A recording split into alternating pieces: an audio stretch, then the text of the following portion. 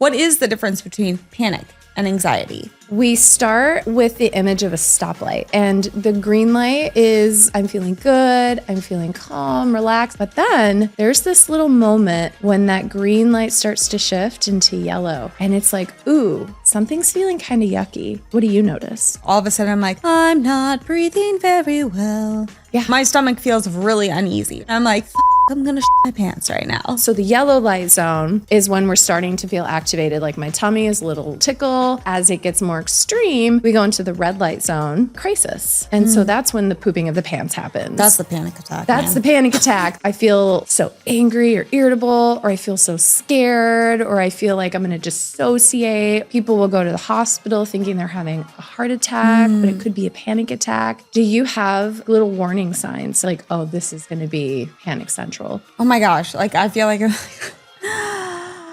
in this episode of Toxic Free with KB, I'm joined by integrative mental health expert, Dr. Nicole Cain. A licensed naturopathic doctor with a master's in clinical psychology, Dr. Cain is passionate about helping people heal emotional struggles at the root without defaulting to lifelong medication. We dive into trauma-informed healing, holistic approaches to anxiety and depression, and how lifestyle, nutrition, and environment shapes our mental well-being. Dr. Cain also shares practical tips for supporting your nervous system and building a toxic-free inner world. I wanted to personally have Dr. Cain on the show because, guys, I have struggled and still do at times struggle with severe panic attacks and anxiety, and I'm always seeking tools to help these challenges so they no longer define my life. I know her insights will help so many of us on this journey, and I can't wait to hear what y'all think. If you're enjoying the conversations we're having here on Toxic Free with KB, please send in a 5-star rating and review wherever you listen to your podcast, and follow us on YouTube and TikTok at Toxic Free with KB. And don't forget, we're on Instagram at toxicfree.kb. Thank you so much for being here today. Oh, I'm so happy. excited. I don't think I've ever been more excited to talk about panic attacks and anxiety, like, woo! But I personally do and have struggled very severely with panic attacks myself. Anxiety, I don't know where it comes from sometimes. I have conversations with myself when it's happening, like, why can't I calm down? Why is this happening? Why am I feeling this way? And it's so interesting because it's like, I am the type of person, you know, with things of that nature or symptoms of that nature, I can look so poised and so with it. And so, you know, I've got my shit together, but in the inside, I'm rattled. What truly is the difference between panic and anxiety? First of all, I have to honor you for talking about this and being so candid because you're not the only one that feels like this, but it can feel so lonely because so many of us feel either I don't know what's going on, or I don't want to talk about what's going on, or I don't even have the language for what my experience is. And so you're a trailblazer. Oh, thanks. In being so honest. And I know it's going to really bless a lot of people. So first up out the gate, my friend, like, you are amazing. And I really respect you doing this kind of introspective work in such a public way so that other people can heal.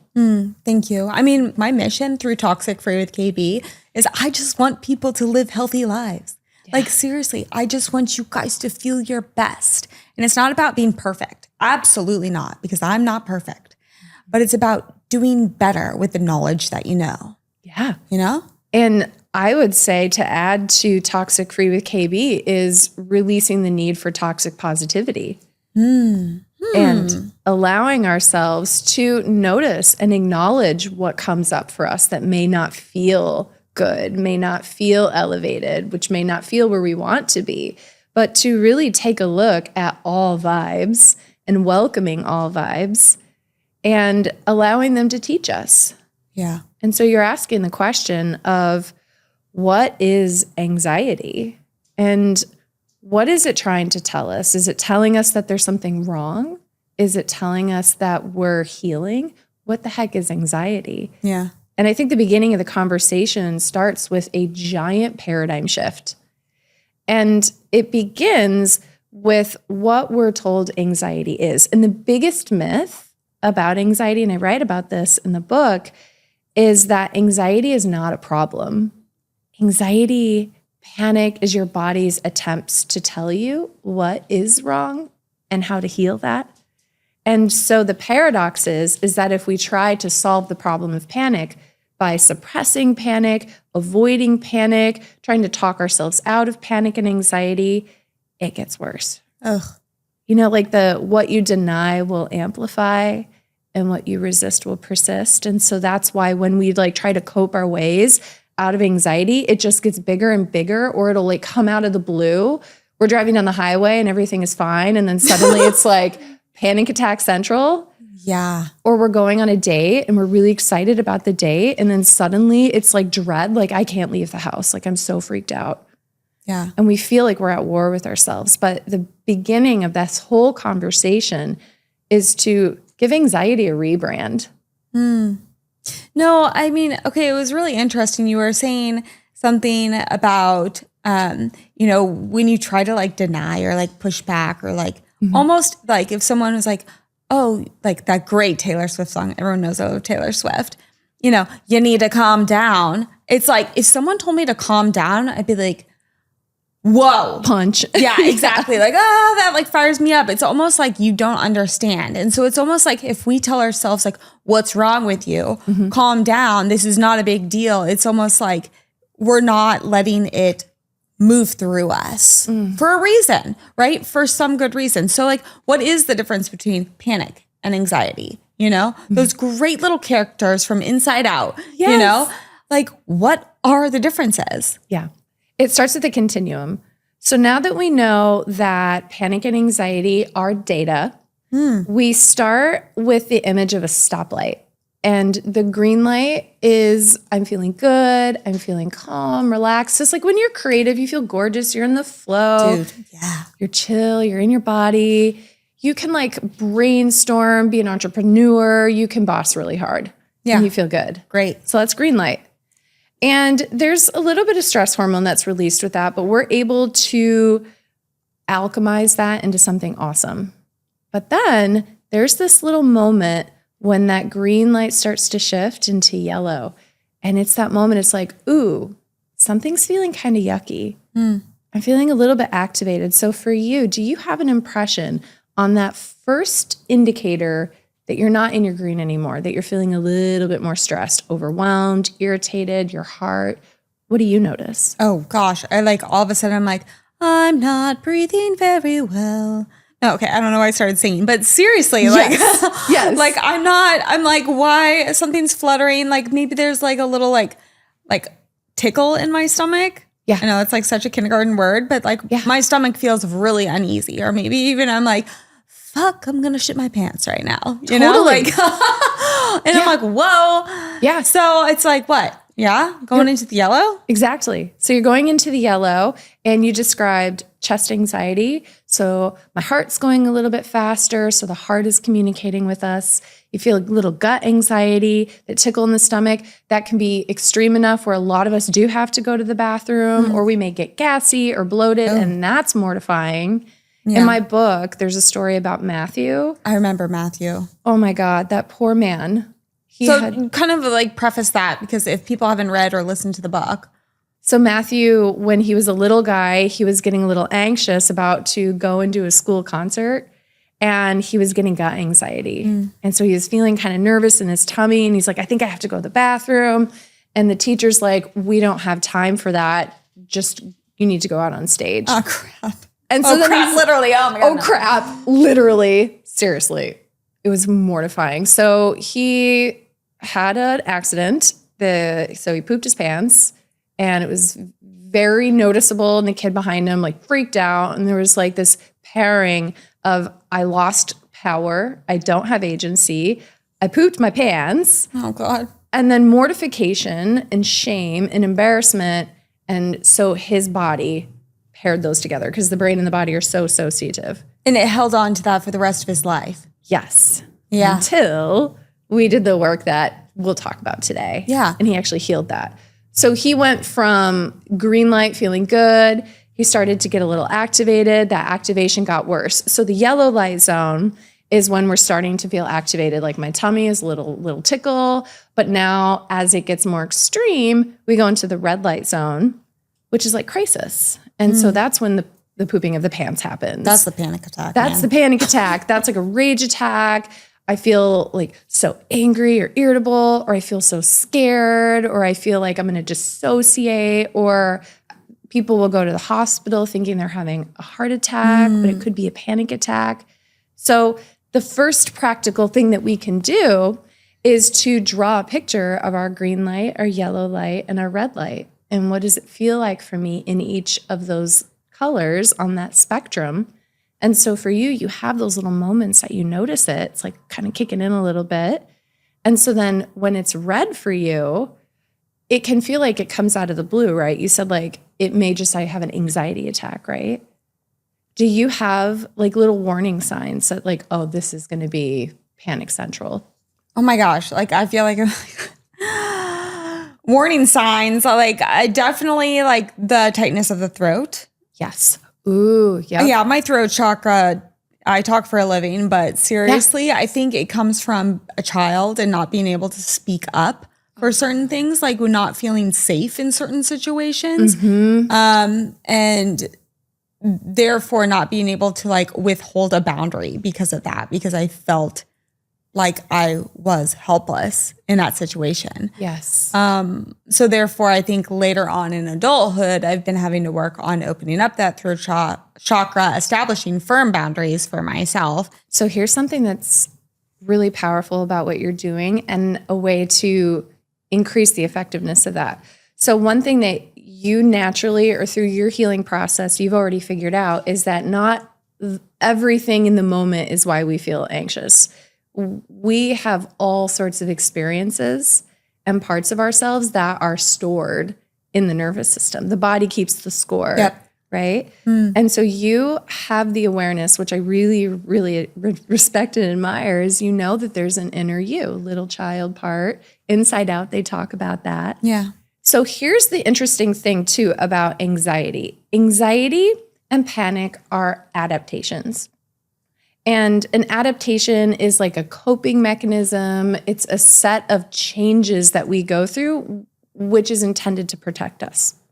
And so somewhere along the way when you were little, your body, your mind, your nervous system, your gut microbiome, your hormones, your immune system, that those parts of you figured out that being in activation, being in autonomic arousal, being in fear was protective and necessary for certain situations.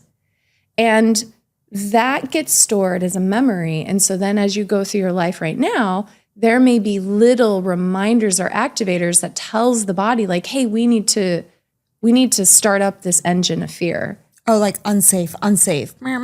Exactly. So many of us are like, I need to calm down. Everything is fine. And those logical, we call that top down, those logical processes don't necessarily get into the body. The body is like, we're doing our own thing. We don't care what you think, logical brain.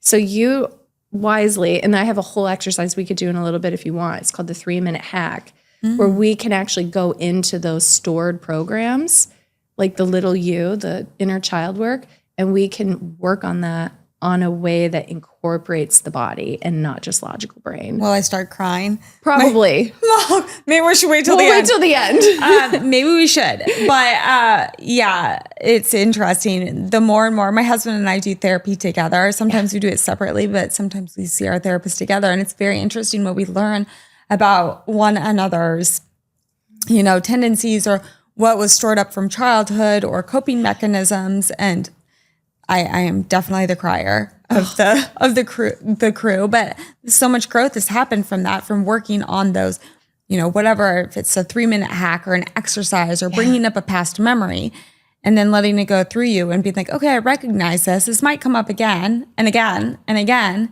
but there it is. I'm curious though, with anxiety, is it more of a neurological development Or would you say it's more of a societal pressure that's put on us? Yes, and yes. Oh. Ladies, let's talk about something we all use but don't always think about, our period products. Did you know that most tampons and pads on the market contain harmful chemicals, synthetic fibers, and plastics? Yeah, not exactly what we want in our bodies, am I right? That's why I am so excited to introduce to you Tampon Tribe, a brand that's changing the game with 100% organic, plastic-free, and toxin-free period care. Their tampons, pads, and liners are made with certified organic cotton, which means no chemicals, no dyes, no synthetics, just pure, safe, and sustainable protection. Plus, Tampon Tribe is completely zero waste, their packaging is compostable, and their products are biodegradable. So you're not just taking care of your health, you're also taking care of the planet. I've made the switch, and let me tell you, there is absolutely no going back. If you're ready to ditch the toxins and go organic, head to tampontribe.com and use code TOXICFREE20 for an exclusive, yes, exclusive 20% off at checkout. Guys, this is the highest discount out there, exclusive to Toxic Free with KB listeners only, so stock up and save. Your body deserves the best, so please give it a gift and go toxin free with Tampon Tribe and use code TOXICFREE20. Let's talk about light stimulation. Whether you're looking to boost collagen, reduce inflammation, improve recovery, or just feel more grounded and energized, LightStim's FDA-cleared LED devices are a game changer. I personally love that their technology is backed by over 20 years of science and trusted by doctors, professionals, and over 1 million people at home. This isn't just about beauty, folks. It's about healing at a cellular level. And with LightStim's full body LED bed and handheld devices, you can experience the benefits of light stimulation, also known as many people like to call it red light therapy, even though we know it's just pure, beautiful light stimulation from the comfort of your home. So are you ready to try it for yourself? Use my exclusive code TOXICFREEKB at checkout for 10% off your order at lightstim.com. Your body and your skin will thank you.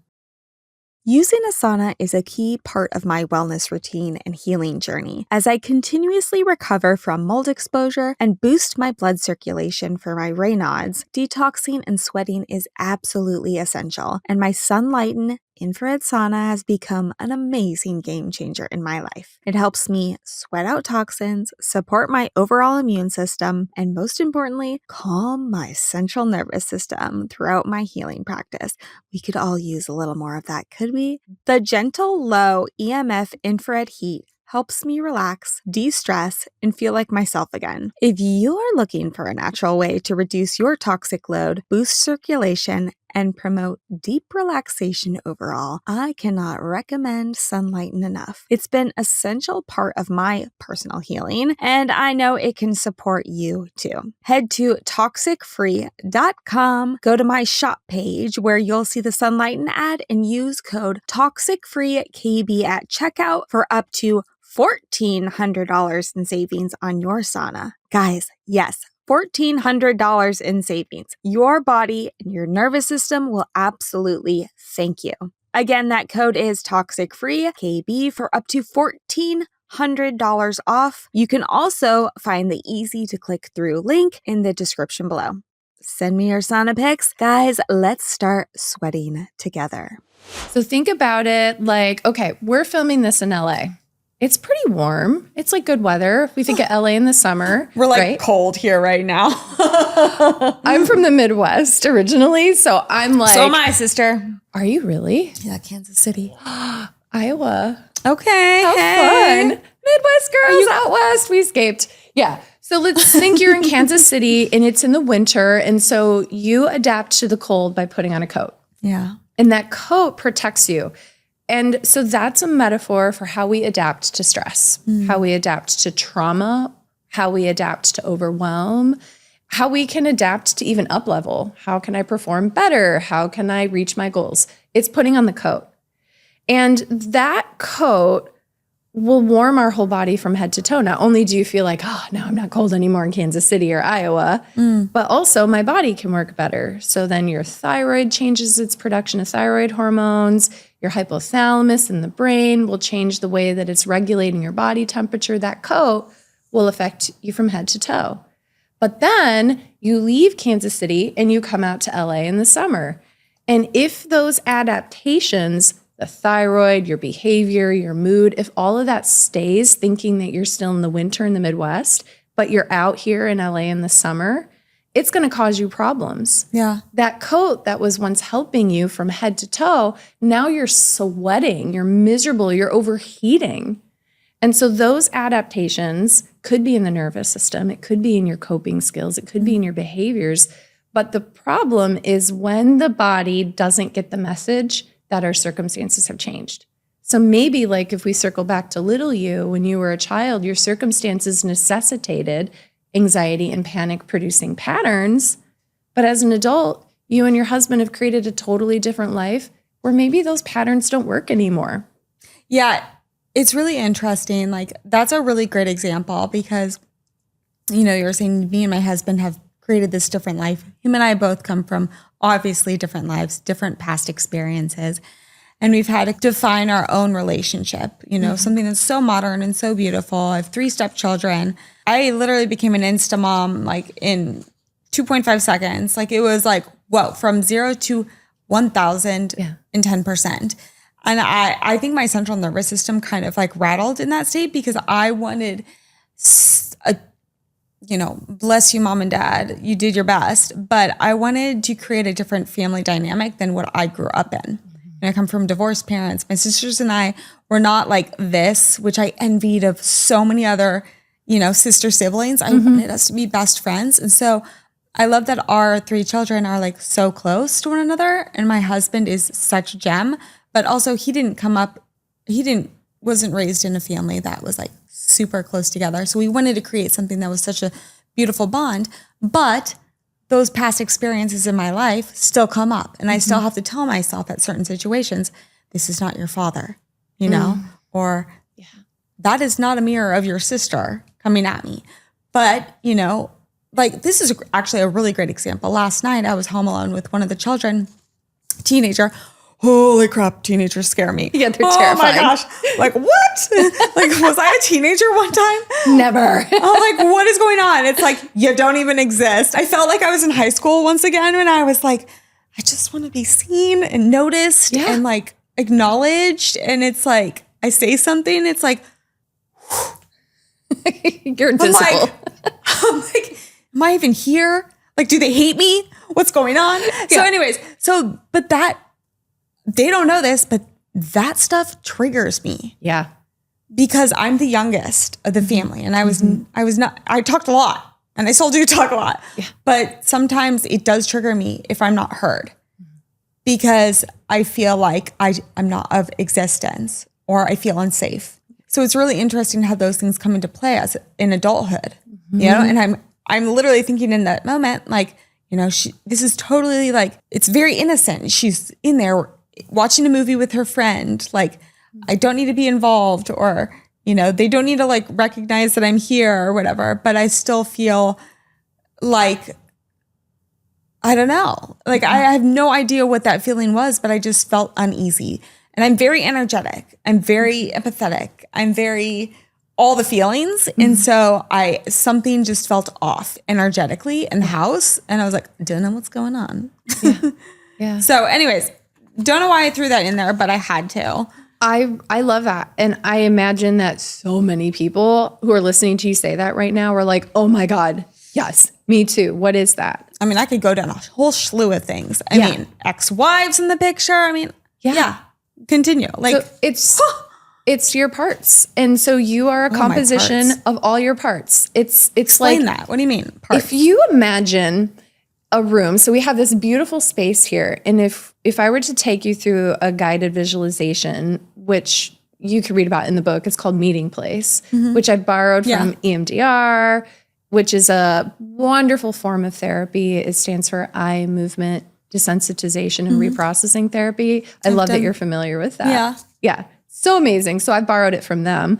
And what we would do in this imagery is you may close your eyes and invite all of your different parts into the room. And it's like Inside Out. Totally. And it could be anger. It could be as basic as anger and sad, but it could be the part that was jilted at on her first date. It could be the part that felt like she was ignored.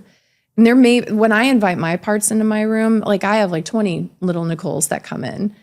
And you're like, what the fuck are you doing here? I'm like, who are you? Oh my gosh, I forgot about that, but you sure didn't. So you invite them all in. And you can ask like, okay, I'm feeling this feeling in my gut. The room feels off. The space feels off. I don't really know what it is. My logical brain isn't coming up with this, but I feel it in the body. Yeah. You can invite those parts in and you can ask, who is producing this feeling in my gut? Who is that? And oftentimes you'll have an impression of, oh, that's my 13-year-old. She felt really left out. And this is reminding her of that. And I'm not having a symptom. I'm not noticing this because she's bad or I'm bad, but it's an unmet need. And she's talking to me in the best way that she knows how. So then that gives you an opportunity to re-best friend your 13-year-old or maybe even reparent your teenage self, or to reassure them that they are seen, heard, loved, and valued. Yeah. It's really interesting that you even say that because I do have a 13-year-old now, and I know I look pretty good for having 13. I got a 21-year-old. Yeah. But I find myself, even though they're my stepchildren, I find myself taking what was lacking in my childhood and gifting it to them. I just feel so much for them in certain situations. Like I've been there, and I'm just, that 13-year-old that doesn't know what's going on with the hormones, maybe having a hard transition into seventh grade, and just saying, hey, you're feeling this way. I welcome you. You are safe. You can hold any emotion around me. You're totally safe here. This is a safe place, and I think kids especially need to hear that. It's a hard place out there. And of course, parents, you're never going to say or do anything right, but later on down the line, they'll recognize, that was a tool that they can grasp onto. Yeah. Love, support, safety, yes. As best as you know how, yes. What a gift. What a gift. And you can say that exact script, what you just said was so beautiful, and saying that to your parts.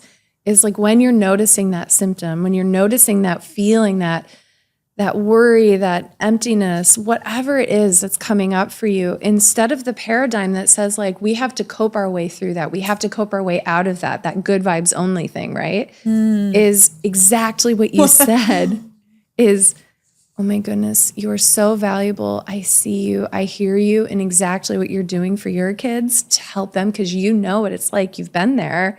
You went through puberty and going into 7th grade and all of that. No, I'm just kidding. You're like, wait, has that happened yet? No. But you could do that for yourself, for your parts. Truly. I mean, you were talking about how, anxiety symptoms are actually messages. But when you're in mid-panic, and I can say this from experience, when you are in mid-panic, it is so, so, so hard to see them as such. Like, girl. This is just a little message coming through, I'm literally like, I'm going to die. Yeah. Get me out of the house right now. Get me out of the car. Like I had that one time in one of the early phases of being a step parent. I mean, I've only been a step parent for 2.5 years, but there was an instance where I literally was crying on the bathroom floor. No one knew I was in there. I had to leave the house. I literally got into the car. I texted my therapist and she's like, are you driving? And she's like, pull over. And my husband's like his thoughts, I was just like, I just need to go for a little drive. And he literally was like, she's gone forever. Yeah. Every time I go to the grocery store, he's like, she's never coming back. She just kept going like Harold and Maude style, just off you go. I know. Going to New York. Yeah. No. But seriously, it's in those moments where I'm like, I literally feel like I'm going to die. Yeah. And whether it's crying, shaking, all the somatic symptoms. Yeah. Can you really break down, how do we start? You were talking about the stoplight, yes, but how do we truly take a beat? and tune into those messages so we don't end up spiraling Yeah. consistently. Are you ready to elevate your skincare game? Meet Delavie Sciences, a revolutionary skincare brand blending cutting-edge science with natural ingredients to create products that truly deliver. With proprietary formulas like their award-winning Ionia line, Delavie Sciences harnesses the power of space-age technology and advanced research to target fine lines, wrinkles, and skin damage. I absolutely love this line so incredibly much, y'all. I use it daily and have noticed that my fine lines that were starting to form have been dramatically reduced in appearance. Yes, naturally. This is definitely a hooray moment for me. I also love that their products are dermatologically and clinically tested, as well as a toxin-free. Perfect for anyone embracing a healthier and toxic-free lifestyle. Guys, I don't approve everything, but this I definitely approve. By listening to Toxic Free with KB, you'll get exclusive access to, get this, 25% off all Delavie Science products by using code TOXICFREE, because your skin deserves science, not shortcuts. Once again, visit delaviesciences.com today and use code TOXICFREE for 25% off and experience the future of skin health. To hear more about this innovative skincare line, listen to my entire interview with one of the founders of Delavie Sciences, Dr. Kyle Landry. I think one of the hardest things to incorporate change into our lifestyles is probably our cleaning products, because a lot of people think just because that smell is coming out, that means it's clean. But truly, y'all, you've heard me talk about this time and time again, that smell could actually be a toxin. So something that I've actually incorporated in our household, and I actually send the kits to all of my friends and family members as gifts time and time again, is Branch Basics products. Guys, Branch Basics never set out to sell soap. They truly are on a mission to help people create healthy homes and experience the power of pure. I am totally on this game as well. And someone that has been highly sold is our house cleaner. She has helped toss the toxins with me, and she uses Branch Basics for all of our cleaning necessities at our house. And let me tell you, we don't always live in a clean space. We've got 3 kids, 2 dogs, I've got a husband, so we've got a lot of things to clean up. 3 of the things that have really popped into my shopping cart lately are their new formula laundry detergent. Their toxic-free candle, because baby girl loves a good bath time and sitting by the candles at night when she enjoys her good veggie bowls. And also their hand soap. But 2 of the staples that I live by in our household, and trust me when I tell you I can use this for everything, even on my pups, is their Oxygen Boost and their Liquid Gold Concentrate. So guys, I'd like to help you get started on your cleaning by giving you 15% off all starter kits. And also, guys, this applies to their hand soap and their toxic-free candle, all the things. Not only will you get your starter kit, but you can get a whole bunch of other items to stock up on. Give the gift to yourself and use my code over at Branch Basics, which is ToxicFreeKB. Guys, again, if you want 15% off, use ToxicFreeKB.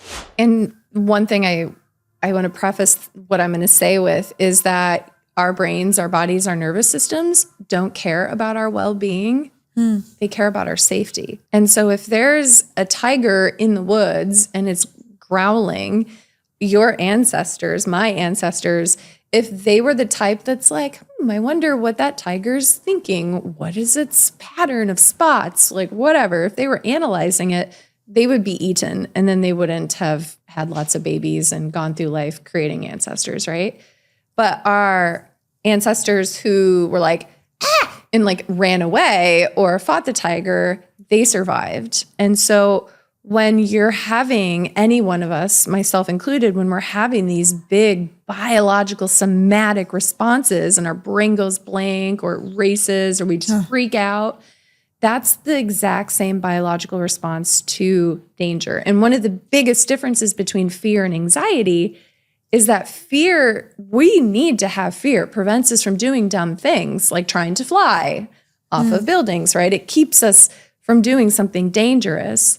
But anxiety is when we experience all those sensations that you were describing out of the context of actual danger. It's like, again, I'm walking through the park or I'm sitting in the bathroom and I'm having this response. So the question is, well, what do we do about it? And I think to answer that is we have to know a little bit of neuroscience. Ooh. So let's break it down. Are you ready? Yeah, I love neuroscience. You're like, this is the best. I've been hoping to talk about this. This is a free therapy session? Yeah, save me a couple $100. Yeah.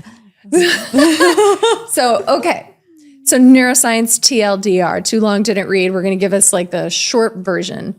When we get really activated, even arguably when we go from green into yellow, there's a part of the brain, it's called the amygdala. It's the emotional processing part of the brain. This is the part of the brain that gives you the big feels. So I think amygdala, Amy has big feelings. So the amygdala is like, aw dang, something is dangerous and I need to tell the body. So Amy gets big feels from whatever the trigger is, whether we're aware of it or we're not aware of it. Amy, the amygdala, will send a cascade that causes the body to do a whole bunch of things that we associate with panic. So it's going to cause the release of cortisol. It's going to cause the release of adrenaline. These hormones, these chemicals, maybe histamine will rise. So then we get hives when we're stressed. Exactly. You sound like you've heard of this. Yes. You're like, been there, right? Got pictures to prove it, folks. So yeah, and a lot of us don't know about that histamine, fun, cats, allergies, your nose is stuffy, the trees are blooming, your eyes are watering. Could be histamine, which could also be making us panic. So we get triggered, we get activated, this whole chemical cascade happens, and then we feel panicky. Well, the other thing that's happening is that it's shutting down our logical brains, which is your prefrontal cortex, right in the region of the front of your brain behind your forehead. This part of the brain helps you cope, it helps you think, it helps you be logical, it helps you to use your tools to calm down. But when we're in a panic cycle, and we're in the yellow and for sure in the red, no logical brain. So when someone says, you don't need to feel this way, everything is fine, just chill, calm down, think positively. We either want to run away, we want to fall on the floor and give up, we want to punch them, a matter of responses. Or you stuff it down. Or we suppress it, and then we go into a flop, which is like a flop. So we've all heard about fight, flight, freeze, right? Yeah, you added some in there. I remember I was reading and listening to your book, and I was like, wait, what? What are these? Yeah. Like, have you ever heard of sheep when you didn't see that curveball coming? Sheep, yeah. Sheep. Tell me more about sheep. So when sheep get stuck to a fence, the shepherd has to come and he has to detach the sheep from the fence, but it doesn't end there. The sheep is still like, we're dead. I give up. The sheep like wants to plop over. The sheep is like, it's over for me. So the shepherd has to force the sheep to walk a little bit until it goes out of flop, until the body and the nervous system realizes it's free and it's not going to die. And then it's like, oh, I'm happy. That's my therapist. Like, come on. So they're like poking you and they're like, eat this popsicle, right? So when we feel like we can't run away or flee, when we feel like we can't fight back because it doesn't work, when we feel like we can't fawn our way out of it and please the person or the situation, sometimes we just go into a flop where our blood pressure drops, our blood sugar drops, the body just gives up.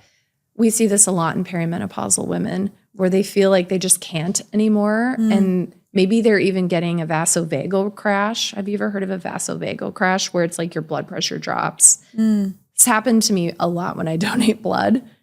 My body just flops. You flop down, cold sweat, horrible, pass out, no bueno. I'm psychotically the opposite, where I'm like, energized, let's go. You go into like, the more energized. Yeah.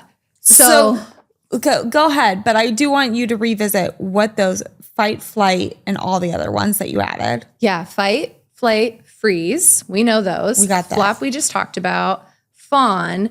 This is something I was a master at doing when I was younger, is that I grew up in a really stressful household with my father was a Marine and he was very authoritarian and very angry. And then if I could predict his moods and help cheer him up or make him happy, we all say people pleasers were originally parent pleasers. Yeah.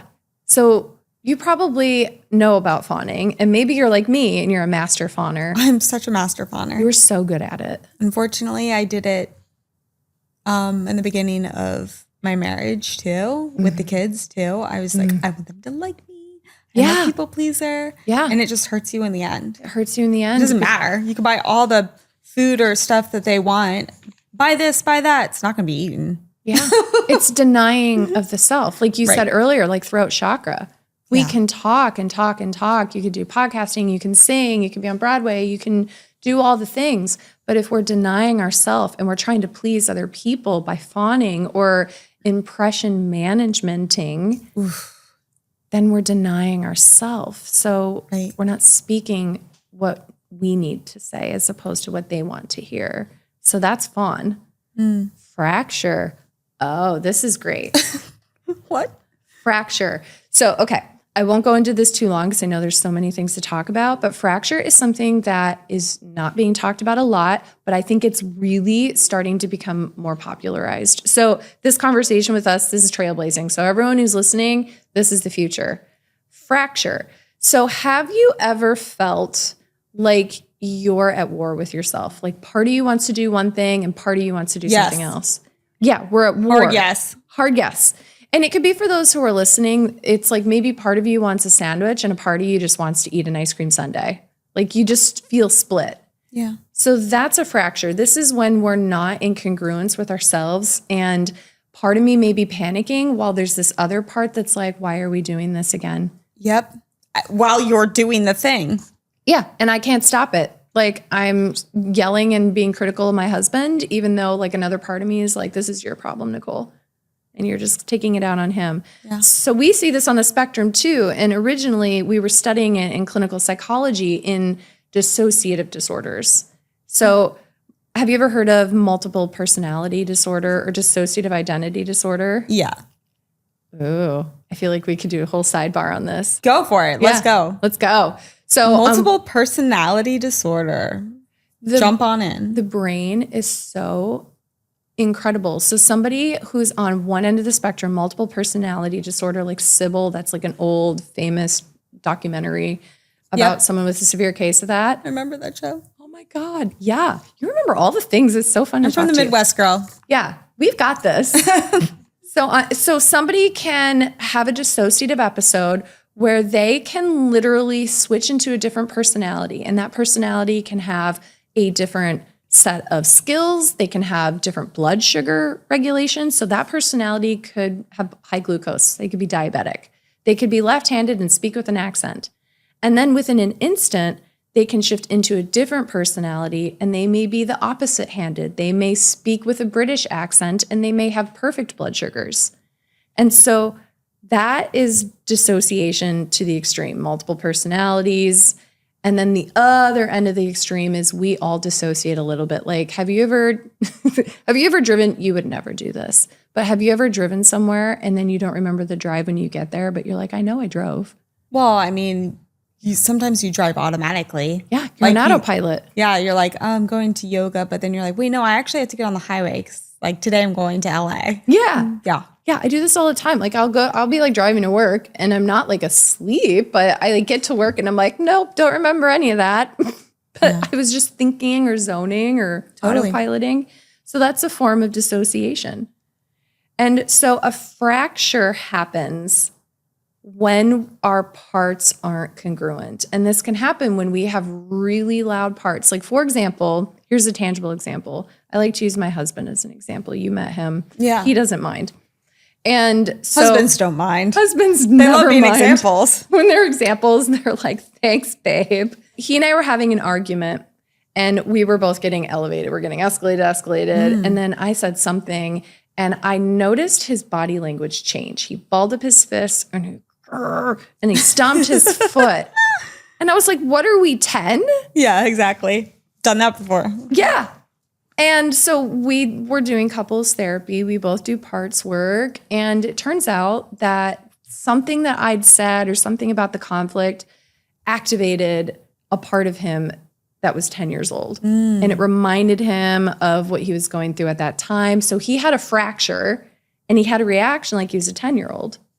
And that could be kind of like when your stepdaughter was hanging out and maybe you had a little bit of a fracture. Yeah. Or part of you's like, is there something wrong? Did I do something? Do they not like me? But then there's this other part of you that's like, I know that this isn't what's going on with them. I know they're just hanging out. They're teenagers. So it's a little bit of a fracture, which is just a sign that there's unmet needs for you. There's a sign for healing. Yeah. So I do have a question further on with this, fight, flight, freeze, flop, fawn, and fracture. Yes, girl. What can you do if you are overwhelmed and stuck in a situation that you probably can't even leave right in that moment? Say you're with a child, you're in a business meeting, right? What can you do in the moment to be authentically present, during an attack? Let's just heighten this. During an attack, until you can be out of the stressful situation. Yeah. You are so good at this. This brings us back to the pre-sidebar of dissociation, right? So we're talking about you're getting really activated, the amygdala sending off this whole cascade, our bodies are freaking out, our logical brain is shut down, we're sitting across from somebody and we can't freak out, we can't leave the room, we can't cry. I work with a lot of high achievers that are like, this can happen to me before I go on stage, but I can't go and stick my face in a bucket of ice water. Like, what do I do? Like, mess up my makeup, man. Yeah. I know, right? We're like, we work so hard. And we're like, sorry, the only option is bucket, face, ice. So what we want to do in those moments is we have to get back into the body. Because until we get back into the body, your biofeedback loops are just running on autopilot. You're running from the tiger, you're fighting the tiger, you're doing whatever you need to do to survive. When really what you want to do is to be like, okay, body, I hear you. I know this is activating and we'll deal with it later. But right now I can't be in crisis. I have to be present for this kid or whatever it is what are those coping skills that we can use in the moment? And I have a 4-step process in the book and I'll walk us through that. And so the 4-step process, step number 1, back in the body. We learned about this. This is really standing on the shoulders of dialectical behavioral therapy, or DBT, founded by Marsha Linehan. And she taught us about TIPS, TIPS. I expanded on this and it's TIPS, like more S's. Yep. And I make a panic pack. And so a panic pack is so fun. You can get a beautiful bag, a bling purse, you get a little fanny pack. Those are back. Those Lululemon bags, crossbody bag. You can get a Merce. If you're a guy, you can get little bags for kids. You can get any bag you want. And you're going to put in that bag things that will help you get back in the body. And so if you have that bag, you can throw it into your glove box, you can put it in your backpack, you can wear it, you can bring it on a plane. But let's say that you're sitting at a table and you don't have your panic pack. You can't be like, hold on, I'm going to get my panic pack.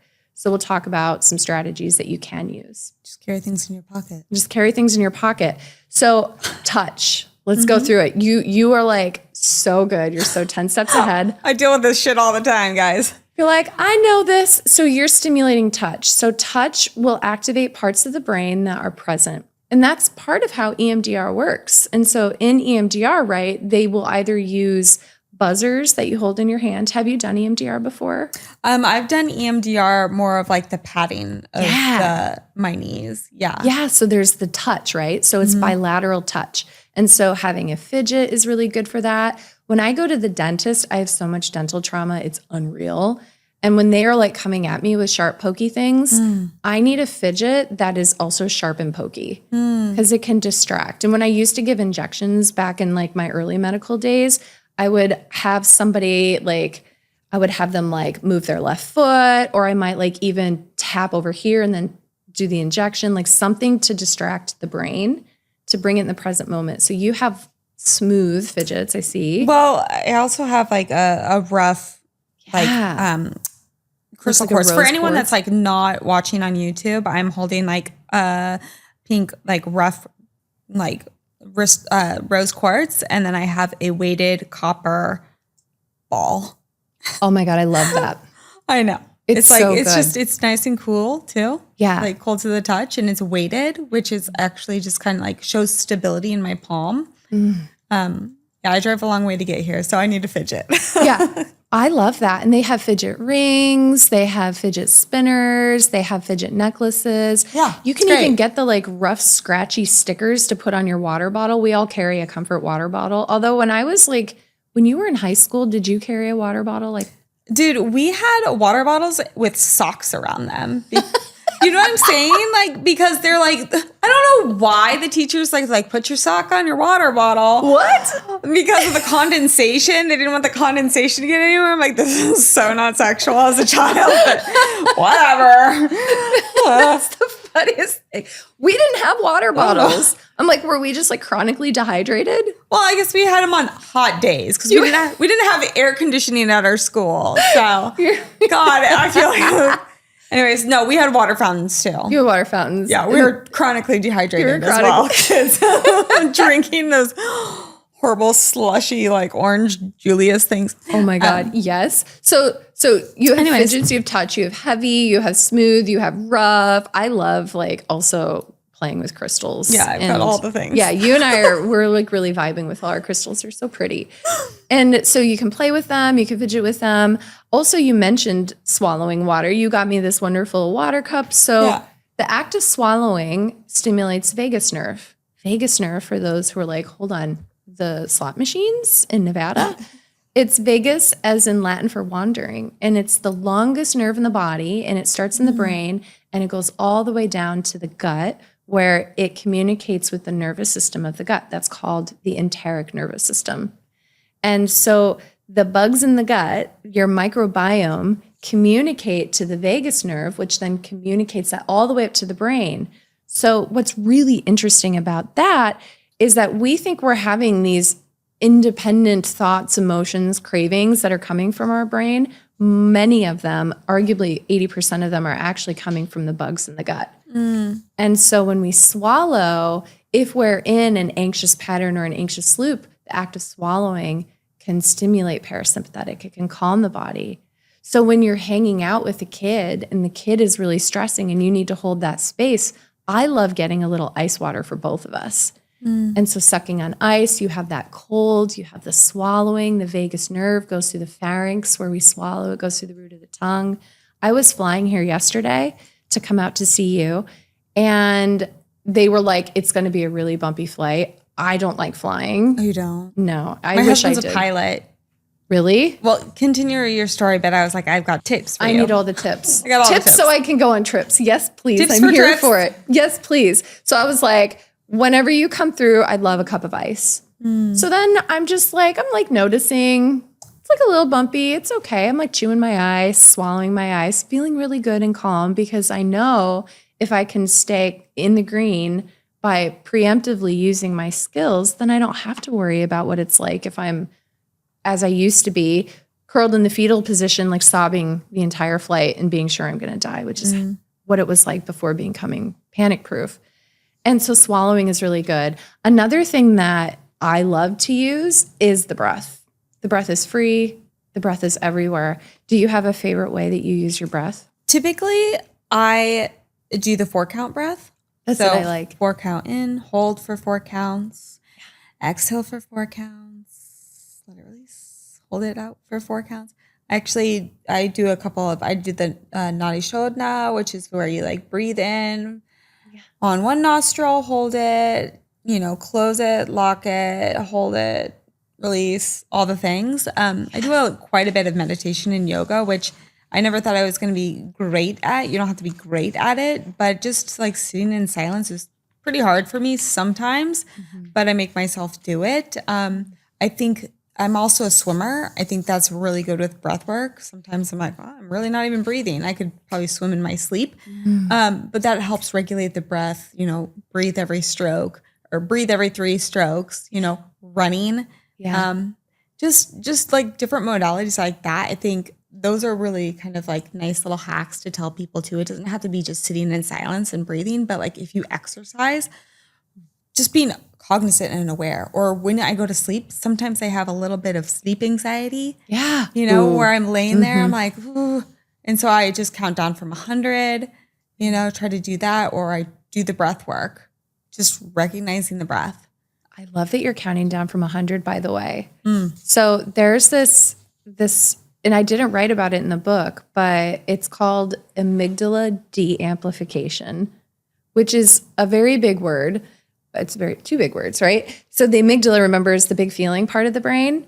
And when the amygdala gets really amplified and loud, it causes that whole cascade we were talking about with adrenaline and histamine and cortisol. It causes the logical brain to dial down so we don't have access to our logical resources. So in amygdala de-amplification, this comes in step 2. So step 1, where it's like touch, it's breath, it's smell, it's getting in the body. It could be cold on the face. But step 2 is now what we want to do is create more roads to that logical brain. So it's more available to us more quickly so that we can be like, oh, I need to calm, I need to be present. And that's actually going to work. We're going to open that road back up. And what you were just talking about is exactly amygdala de-amplification.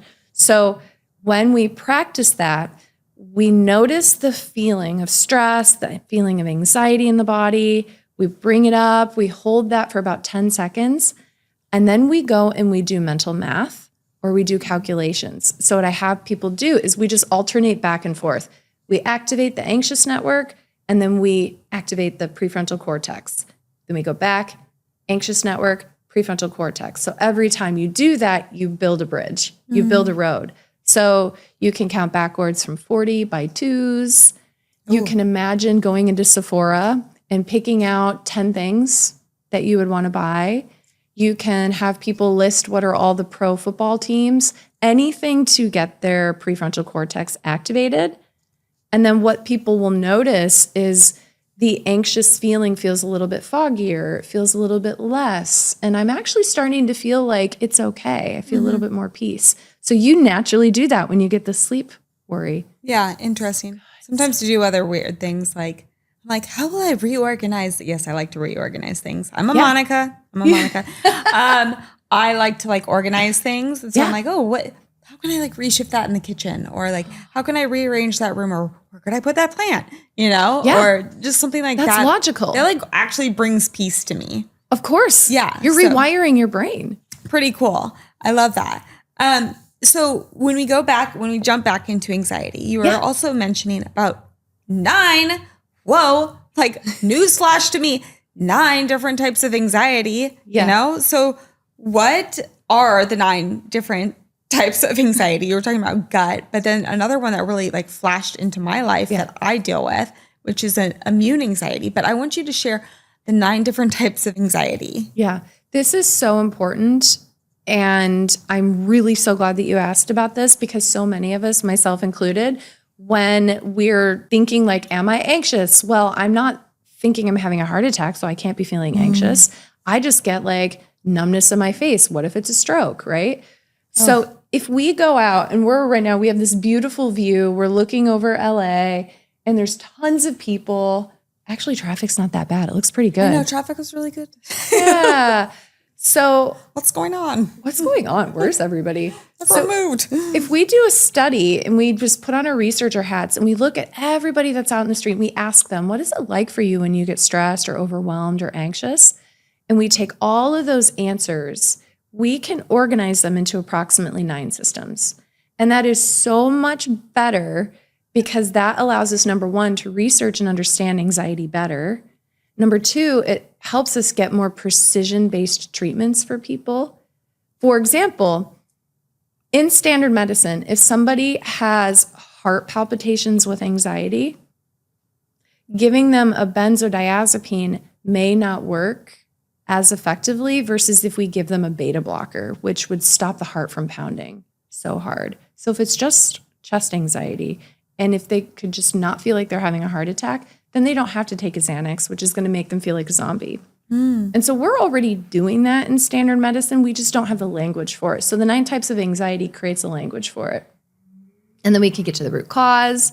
We can create treatments that actually work. It's so fun. So here are the 9 types. So number 1, thought anxiety. This is when we future trip, when we worry, when we overanalyze, the what ifs. That's thought anxiety. It shows up in the thoughts. I see this so much in OCD. I see this in ADHD. Maybe our brain goes blank. Like, have you ever been asked a question and then your brain's like, nope, left the room, blank, especially when you're like on camera and you're like, well, that was, thank God for editing, right? So it's thought anxiety. Number 2 is nervous system anxiety. So when I used to do Orange Theory, and I would do really high intensity training. When my nervous system got super aroused, like if I was like doing the Everest challenge and I'm like working way too hard, I would feel zapping in my teeth. It's nervous system. And some people, they feel like they can't feel their face, or they get muscle tension, or they get headaches, or they get stiffness. It's anything in the nervous system.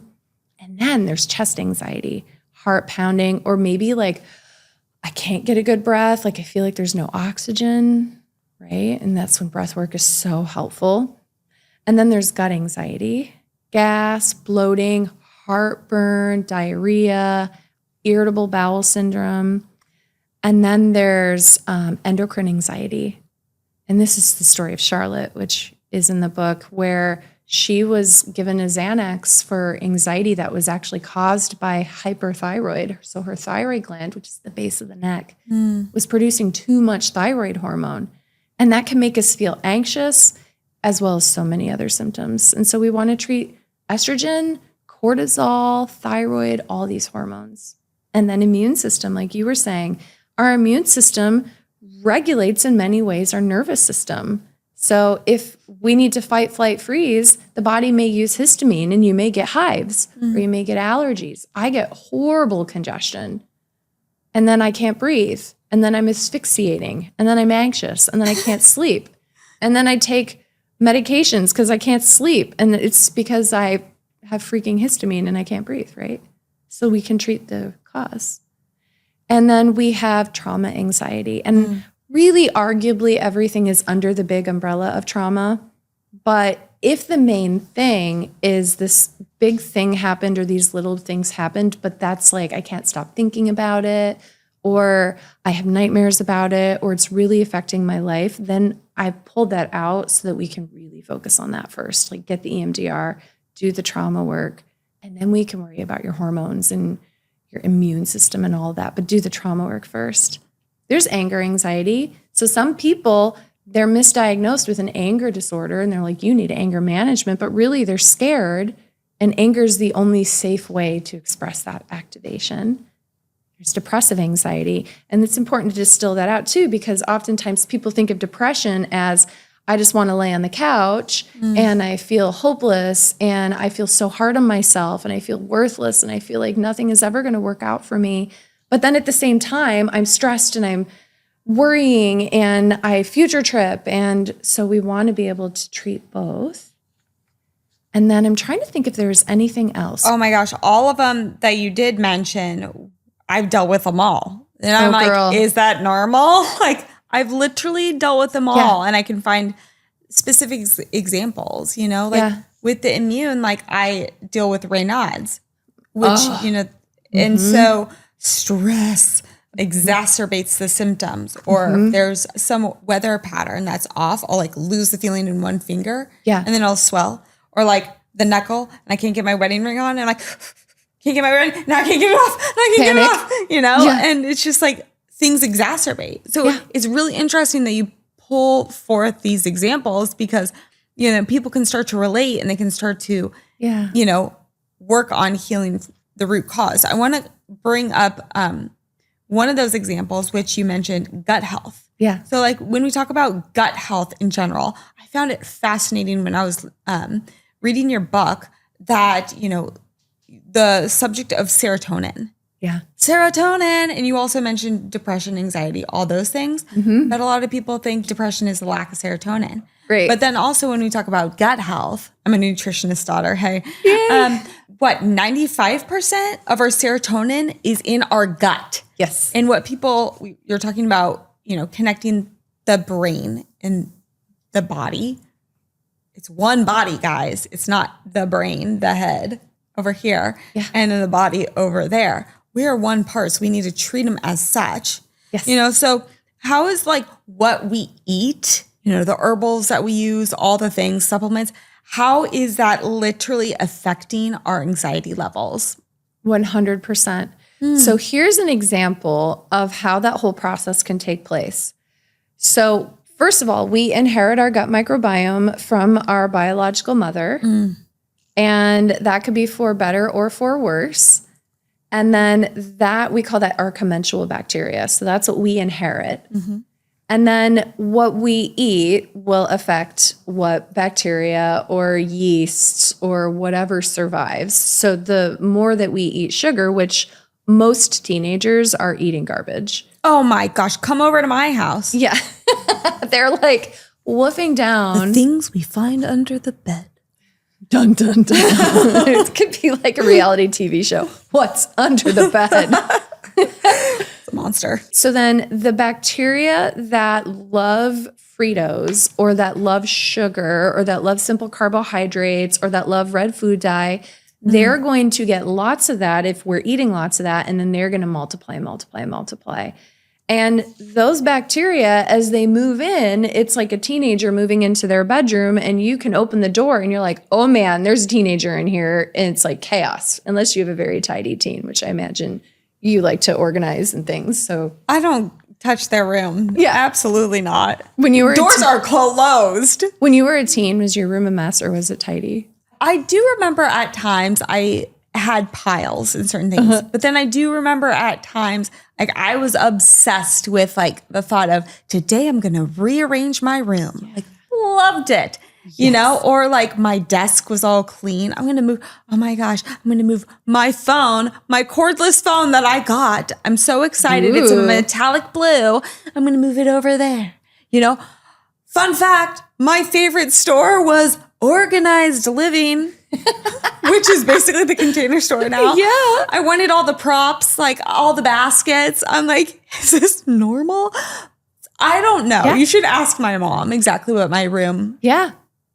lifestyle was like. I don't know if that's a coping mechanism of like, kind of scattered and dysfunction in life growing up. But It's how you felt like you were able to like get control. And organize, grounded. And the question is how much of that was your gut microbiome? ooh, It's a fascinating Really? question, right? You should read the book Psychobiotic Revolution. okay. And they talk about how our thoughts, our feelings, our emotions are by and large regulated by the little critters in our gut. And there's a reciprocal relationship. There's a continual back and forth communication between the gut and our brain. And so our level, what we're craving, what our moods are, our reactions, our emotions to things, arguably your gut is your first brain. That's the brain that we inherited long before our sophisticated, more humanoid brains developed, like the gut microbiome. We evolved. We had a gut microbiome. And what's really neat about that is that it changes really quickly. With every bite that we eat, the genetic material in the gut can change to adapt to that. But let's say that, circling back to when we were teenagers, if we're eating lots of problematic, inflammatory, maybe not whole foods, but we're eating artificial foods or sugary foods or just the same thing like pizza and milk, whatever we eat when we're kids. For me, it was all beige food because I was from Iowa. Beige food. It's like, if it's beige, we ate it. I got some greens in there. Yeah. I was lucky. That's good. That's good. Hey, Mom. That's why you organized. You got some greens. You got those like good bugs that are like, okay, organized bugs. Yeah. So then an example of a problematic bug may be yeast. Yeast loves sugar. Yeah.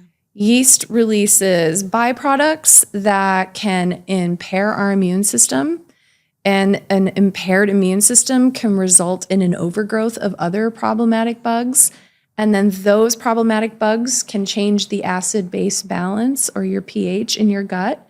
And then the change in the pH can cause a change in our ability to digest foods. So then some of us react to foods as we get older. So my husband developed a sensitivity to wheat in his 30s. He's having all these reactions that he didn't have when he was younger. And so then you have all this inflammation in the gut. Your doctor's like, you have IBS, take this PPI, Prilosec, the purple pill, the antacid. And now the food that we eat isn't getting broken down because we have this medication that's reducing the acid in our stomach. And then the sphincter, the base of our esophagus, at the top of our stomach, isn't getting the acid it needs to close. So then we're getting more reflux, right? So everything starts changing. And now we have all this inflammation going on. And then that can compromise the layer of we call it a leaky fenestration in the gut. So it's kind of like if you leave a garden hose out in the summer and you turn the water on and water's kind of leaking out along the hose. So then we have colloquially leaky gut. So then all of that stuff is starting to leak into the bloodstream, and then that's starting to wear down on the blood-brain barrier. So then they say leaky gut, leaky brain. And so then you have inflammatory cells that are leaking into the brain, and the brain's like, oh shit, we're inflamed. We got to send out a danger signal. So now you have all this cortisol being released. So it's like this whole domino effect that could start with nutrition.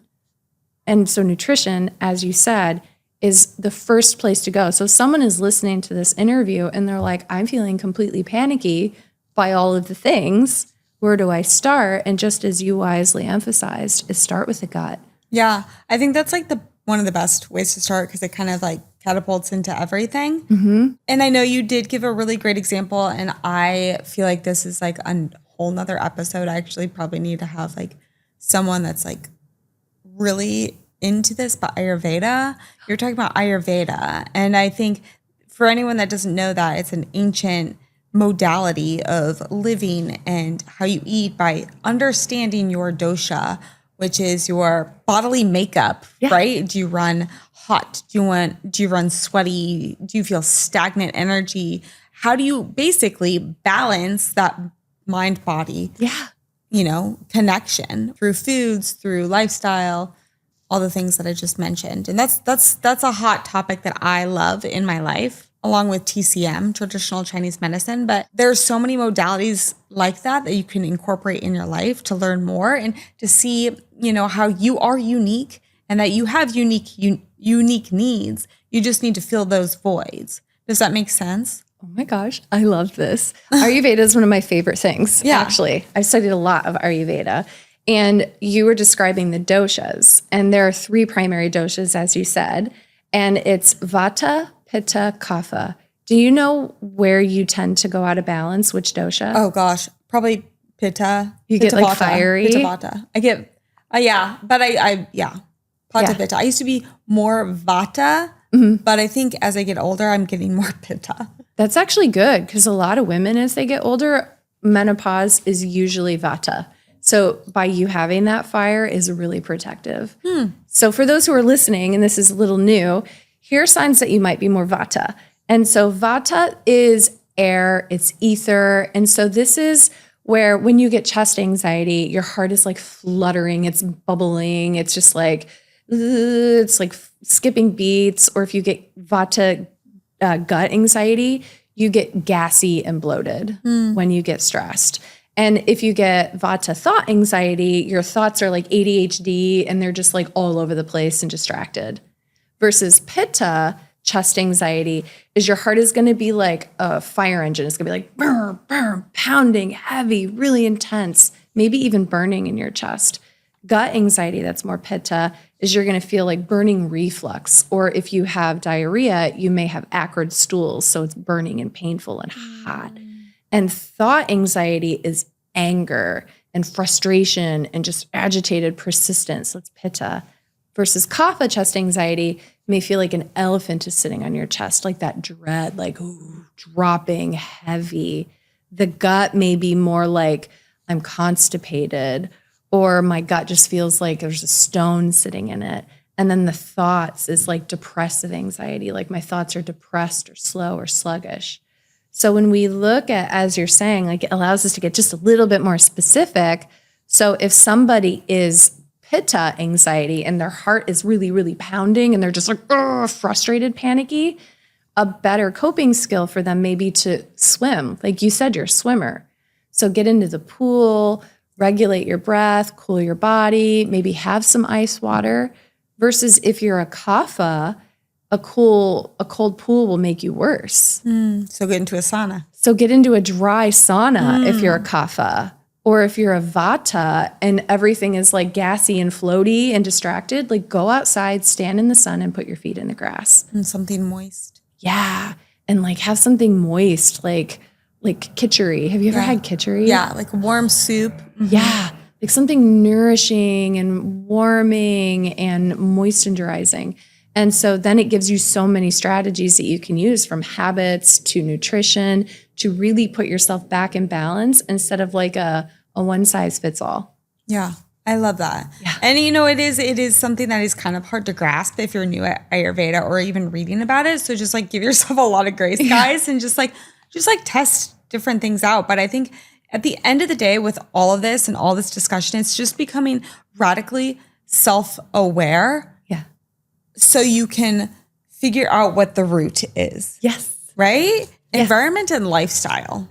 We're talking about our childhood upbringings, and I think a lot of people can relate to this because that obviously brings out a lot of maybe symptoms in the future, like the Raynaud's. Like my Raynaud's, the things that happened later in life, the feelings that I got with the Raynaud's. They didn't happen when I was a child. So those occurrences must have stemmed from situations or in utero, as you were saying, the gut. So I find that's interesting. But when we talk about environment and lifestyle, what are some common lifestyle and environmental toxins that can disrupt our mental well-being? We have so many microplastics in our brain. It's unreal. And we are so overstimulated as a human race. Our brains and our nervous systems haven't changed much since our ancestors of like King Arthur's days. We haven't really changed a lot. And even think about like your parents' parents. I was actually born before the internet, which makes Me too. We had Britannica. That was our internet. Literally, Britannica Encyclopedia. It was like the best thing ever. Yeah. And you'd like, look up. they had like door-to-door salespeople. They're like, buy this encyclopedia set. And we're like, oh my God, this is expensive. We went to the library. Yeah. Woo. Little cards they like stuck into like scroll up the card catalog. Old newspapers. Yeah. Yeah. Yeah. What? So like you Research and I, papers. we preceded the internet. Yeah. And so our brains, our nervous systems, our gut microbiome, they're pretty rudimentary in terms of how much input that we can tolerate. And that's not just environmental in terms of toxins and our ability to detox all of these organophosphates that we're putting on our yards to make plants grow bigger and faster, and the GMOs that we're putting on foods. We have so much glyphosate in our systems. It's just unreal. Like that glyphosate is added to wheat, for example, for harvesting. It dries it and makes it easier to harvest. My brother-in-law actually is a wheat farmer. Oh my gosh. So you know so much about this. Well, I don't know so much about it, but yeah, I come from the wheat state. Hello, Kansas. Wheat fields. Did you ever have to detassel, by the way? Total aside. Detassel? Yeah. I'm not from like a farm. Yeah. We had to, I got out of it because I worked at a place called Pack Mail, but like all my high school peers had to detassel. What's that? Like a horse? Harvesting corn. Oh, wow. It was apparently. I was a little more bougie than that. Yeah. I was like, I'm going to work in the AC. I don't want to detassel corn. Wow, cool. Fun fact. Those were fun days. It's good to be where we are now. Yeah. So we haven't even evolved to process all these environmental toxins out. And then not to even mention all the stimulation. So I'm looking out the window during this conversation and there's like helicopters and cars. And then there's like these air conditioning units and construction. There's all this stimulation happening. And by the way, it's so fun to talk with you. And neither of us have our phones. Oh, it's so great. Podcasting is so fun. This is why we do it in person. I want community back. Yeah, we need that. So we have so much stimulation coming in. And then also we live modern lives where we're facing forward. So here's a hack. So, okay, there's a part of the brain, it's called the insula. And this part of the brain, it helps scope out the environment. It looks around. It's also feeling your internal environment. And its job is to decide, is this relevant and I need to do something about it? Or is this irrelevant and we can ignore it? We get billions of data points that are influxing into our insula. And it has to pick about 50 of them a second to send on. So it's filtering through a lot.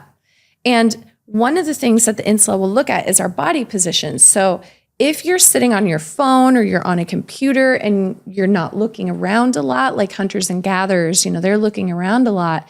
Even our body positioning, being straight on and non-moving, non-rotational, can tell the insula, oh, we're like a deer in headlights. We're in freeze. Remember, fight, flight, freeze.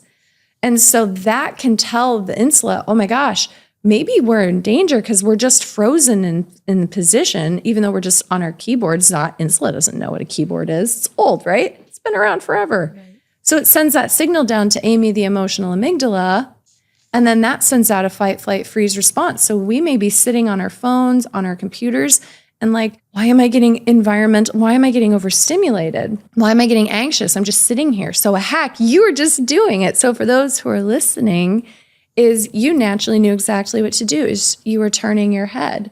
So it's called the salience hack, which you probably read in the book, is you rotate your eyes and your head all the way over your left shoulder. You can incorporate the breath with that. And then you can look all the way over your right shoulder using your eyes also. And then you focus back forward and you look far away and then you look back. And that reset can break the pattern that sends us into a stress spiral. And so then we have our body positioning, we have all the environmental toxins, we have all the noise. And so then we have all of this that our poor little nervous systems are trying to regulate and process. And so that, if we don't address it, can be an obstacle to cure. So you can be eating all the right foods. You can be doing all the right mantras. You can be going to yoga and exercising. You could be taking the theanine, the kava kava. You could be eating khichdi. You can be doing everything right. But if there's an obstacle to cure, if there's an obstacle getting in the way, you're not going to get the results that you want. And that's oftentimes the environmental piece. Yeah. And that also brings me into, when I think of environment, I think of, yes, environment, the environment you live in, but then also, like the family environment, right? Yeah. So, an interesting question that comes to mind is, is a child predetermined, or can a child be predetermined to have anxiety if their parents have it? Or is it more of a brain developmentally like related? Yeah, we all have risk factors. And I know that having an anxious biological father can put us at risk for anxiety, and inheriting a gut microbiome that has anxiety-producing bacteria from your mother can put us at risk for being more susceptible or more sensitive to anxiety. But the wonderful thing that I want everyone to know, that I want you to know, is that we can heal. Yeah. We have, through our lives, neuroplasticity, which is the brain and the nervous system's ability to grow and change. And even if we inherit programming that makes us more anxious, we can rewrite that script. Yeah, 100%. We can change our program. Yeah, you were talking, like, when we talk about healing anxiety, like that you can actually heal anxiety, not just like manage it forever. Yeah. Which I think is pretty cool, because I was like, oh, it's not something you just have to deal with it. Because anxiety can be good. Yeah. Certain anxiety can be good. It can be motivation to like clean up the house, for like friends being like, we're coming over for dinner. We heard you had couscous, like, and you're like, oh crap, but like that can be great anxiety to get stuff done. But then the anxiety that's chronic, that like lives between your joints and like causes inflammation in the fingers, or cold sensations, or flare-ups of any sort in the body, like, we can heal those things. Is that what you're saying? Yeah, it's like your body gets the message that you're no longer in Kansas City. I'm in LA. I can take off that coat. Yeah, that Saturn through line straight through Kansas City. If you know, you know. Astrocartography. I love that. I've been doing that so much lately. Oh. But like, so we talked about many steps. What is one step that you would have someone take today to start healing? I think the very first step is radical acknowledgement. What does that look like? It's setting aside 3 minutes a day. Oh, the 3-minute hack. The 3-minute hack. It's setting aside 3 minutes a day and just noticing anything that came up that felt a little worrisome, felt a little icky, something maybe that activated you or made you doubt yourself or maybe made you panic, is just notice it. So here's how to do it in 3 minutes. Okay. So the first 60 seconds, you can set your phone alarm. You set your 60 seconds, And then you just notice your body. And then I like to up-level it with the bilateral tapping like you were talking about. And so if there's a place in the body where you notice it, then you might just tap left, right on that part of the body while you bring your mindful awareness to that part. And without trying to change it or do anything about it, we just simply observe it and notice it. And thoughts and images and feelings, everything, we just radically acknowledge it. And then the alarm will go off.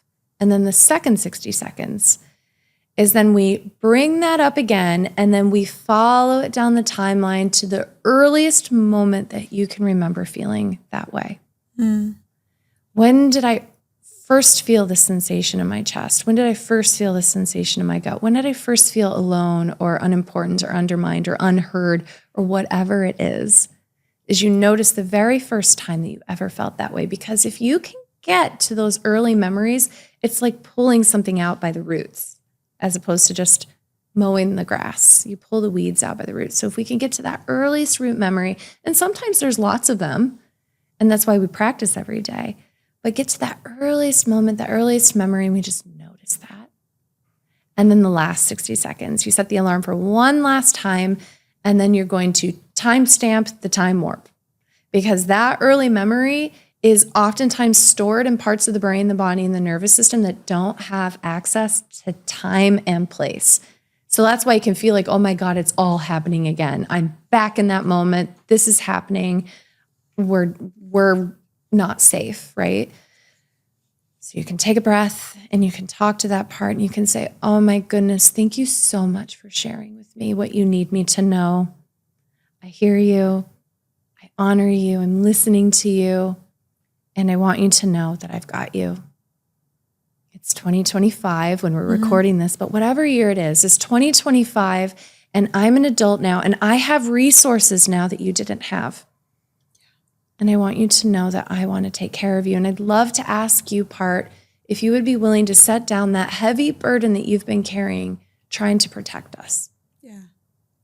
And then you imagine that part setting down. I always like to use the visual of a backpack, and that's been full of all this burden that they've been carrying.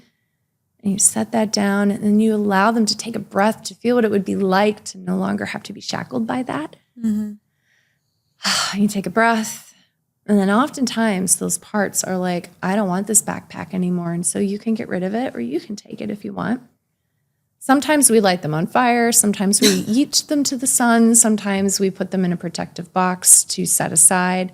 But whatever it is, you decide with your part what you want to do. And then if you practice that every day for 60 days, it will change your brain. You will begin the process of literally reprogramming the brain. And then all of those feedback loops that have been associated with that old state are going to get broken. And then your gut's going to change. Your immune system's going to change. The joints are going to change. Your body will start to change. And then you're going to be really excited. You're going to be like, I'm getting results. I like this. What else can I do? And then you can add the next and the next. That is so beautiful. That also kind of plays into like retraining the central nervous system a lot. I feel like it's, my therapist uses that technique on me many times when I talk to my little self. Yes. And it's interesting because you actually see those images of yourself and you're like, why am I doing that still? Like, I would never do that to a little child. Why am I doing it to myself right here and right now? Doesn't need to happen. But like when we talk about retraining the central nervous system or just the nervous system in general and retraining it to like live a life of calm, like honest calm, what are some practical ways to start making those changes? When like here's a great example. How do we kind of like reprogram that when, for instance, we have that disconnect and we're saying like, okay, I know I need to rest right now. I need to put my feet up, right? But if I do that, I'll feel like I will not be productive. I will not be, editing the next podcast or writing the next show notes or going to the grocery store or walking the dogs or something, but I need to lay down. But I know if I keep going, I will burn out, So how do we kind of like retrain that story? Yeah, I would say there's a couple ways to retrain that story. And one is that practically speaking, you do have a lot to do. and you do need to edit podcasts. This is important to you. It's a mission that you're on, and we need you doing this. And so for those that are listening, is we don't want to just tell you to drop your responsibilities, but what we want to do is help you be in your life in a different way. It's the way of being, the way of doing, as opposed to do or to not to do. Maybe our job is an obstacle to cure. For me in my story, I needed a jobectomy. I couldn't keep doing what I was doing. I had to sell my half of the business and I had to move across the country. That's just what I needed. But maybe for you and for many who are listening, it doesn't have to be that extreme. And so there may be practical things that you can do, like batching. Like, I only open my computer and edit podcasts from this time to this time. And this is my sacred time where I know I've made that commitment to myself. And that means I have to say no to other things because I'm saying yes to this. So batching our time and being really intentional with that, so that we're not just flowing and then being regulated by our environment. So being really strategic and really intentional with our time. And then the second is that sense of perhaps perfectionism. Or have you ever heard of the Enneagram? Yes. I don't get it. I mean, I get it, but like, what do you think I am? A 3. What is that? The achiever.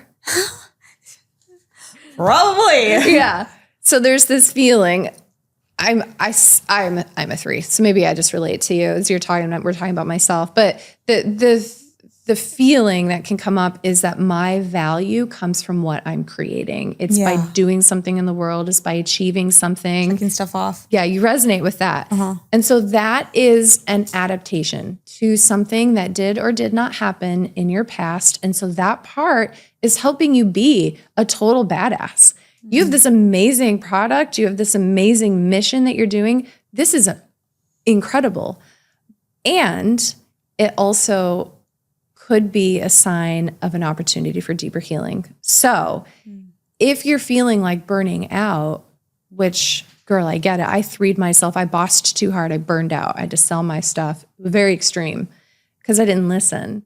And so if you notice that part, I think it might be amazing if your now self mentors the part that is causing you to maybe boss too hard. And so do the 3-minute hack with her. Maybe meeting place is invite her into your room. Maybe you spend 3 minutes with her a day. And so do you have an impression on where your boss self came from, how old she was? I don't know. I'll really have to think about that. Yeah. I don't know. Do meeting place and invite her in. Okay. She might surprise you. Okay. Or it could be like a little gaggle of bosses and that they're like all hanging out behind the scenes and they're like, hey, we need to do more. We need to really up-level toxic free. We need to be the perfect mom for these teenagers. Like maybe they're like behind the scenes and they're bossing it up. And then you feel like, I really need to put my feet up. I'm feeling really stressed, really overwhelmed. But then I'm feeling that fracture where these other parts of me are like, absolutely not. We don't have permission to do that. Yeah. I love that.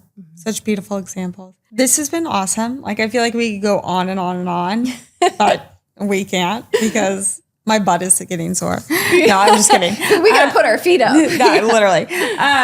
But no, I want to know, what is your everyday non-negotiable? Sleep, 100%. Ooh, how many hours?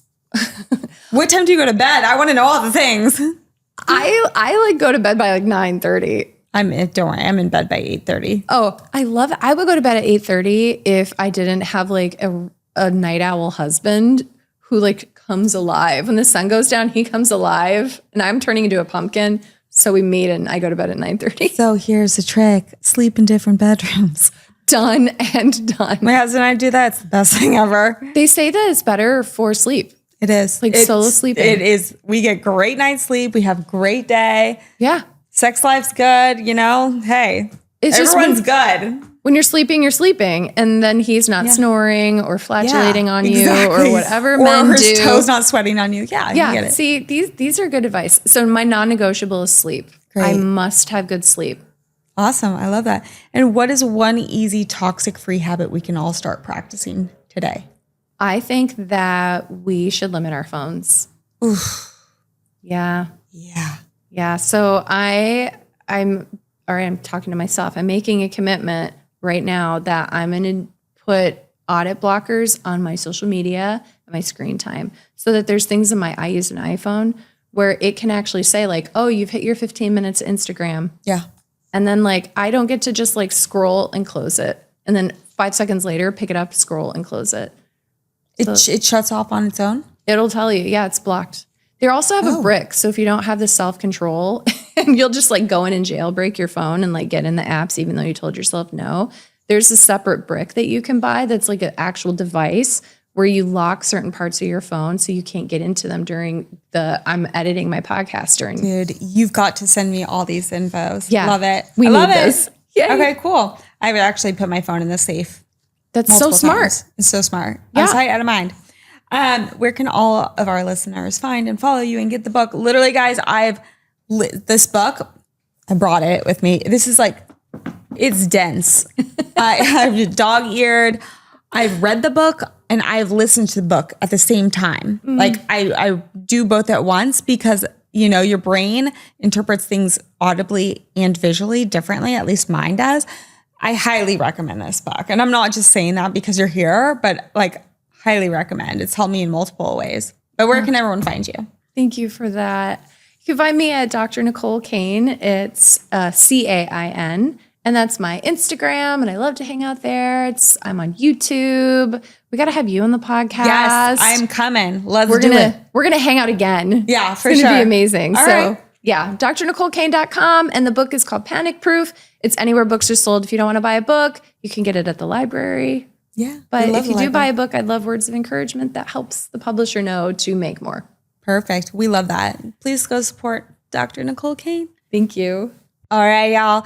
It is time for Hot Habits, one of my favorite parts of the show. And today's hot habit is, and I think that's probably where I'm so energetic lately. I don't know. I can't like give it too much credit, but molecular hydrogen. You're like, what are you sniffing, girl? Okay, so molecular hydrogen, actually better known as H2, is a tiny molecule that exists naturally as a gas. Going back to chemistry, folks, because the molecule is so small, it can readily travel through the tiniest of spaces within our cells.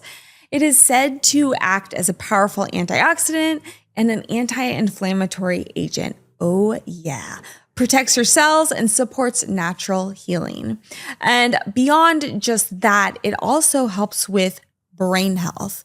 Beyond brain health, molecular hydrogen helps with everything from reducing, as I mentioned before, inflammation to promoting better exercise recovery and balancing your pH levels. So far, I've been taking it for about 2.5 weeks, and I feel like my whole body, for some reason, just feels a little more energized here and there at times. I work out a lot. I run up and down mountains, and let me just say the inflammation has not been as severe as they were before. So try it out. If you have any questions, just DM me. I can send you exactly the brand that I'm using right now.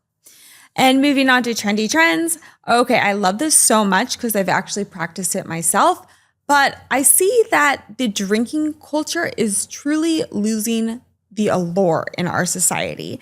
So people are jumping more into wellness retreats over party vacations. So instead of exhausting party trips, people are choosing destinations that prioritize, I love this, rest and renewal. These retreats offer spa therapies, nutritious meals, and relaxation-focused activities.